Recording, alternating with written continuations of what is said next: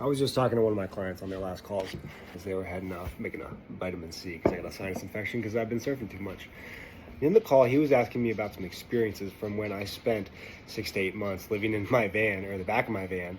What really stood out in that conversation was the discrepancy between the way that I was living in that moment and honestly so many people I know. Which isn't to say that it is better or worse. It was just that in that moment, I was living so presently in the way exactly as I wanted to. I was going to sleep at like 7:30 p.m.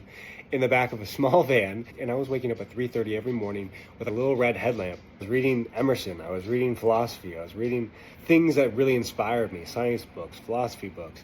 I was spending lots of time writing, and I know not everyone has the privilege to leave their job and do something like that. That's not the point of this. The point of this is to say that all of us do in fact have free time. And the vast majority of us are spending the majority of our time in a way that we don't fucking like.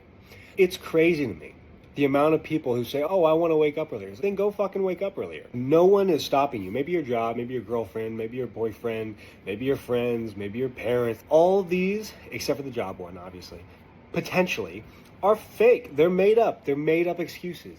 If you are not going to sleep at the time you want, and it isn't because of your employment, you're making up the fucking reason. It's an excuse.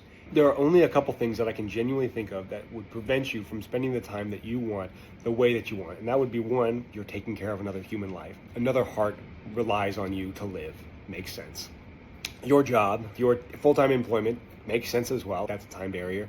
And then any sort of chronic health issues, those make sense as well. And I'm sure that there are others that I'm leaving out. But generally speaking, dude, look at the king of chemo. This dude now has 10 million followers. He has a brain tumor. Right? And he chose to spend the time that he wanted, the way that he wanted.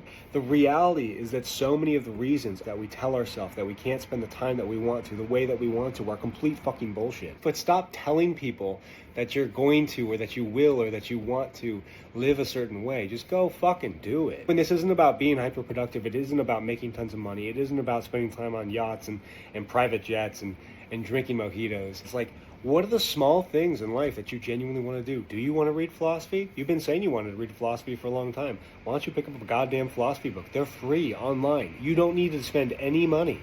So many of the decisions that we want to make are actually free, the initial start of them, or a lot of them, or can be cheaper. The point of this whole rant is just go do the shit that you want. If there are financial limitations, that's fine. I bet that there are other things that would make you more happy than the way that you're spending your life right now. Go find the things that are cost effective and free. There are lots of them. But stop using excuses.